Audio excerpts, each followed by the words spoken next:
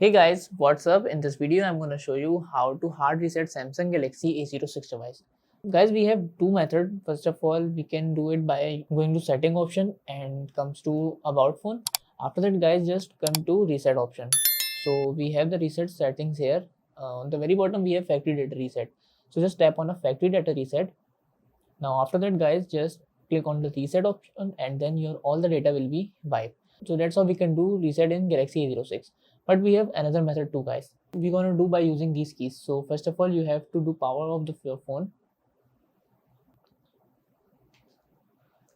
Now after that, all you guys need these two keys only. So first of all, press power button and volume up button.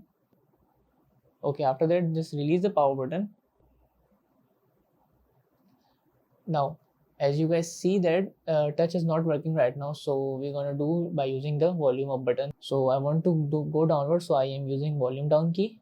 Now come to wipe data, and after that, guys, just press power button. So after that, again press volume down button to come to factory data reset and then press power button. So as you see, the data is now start wiping.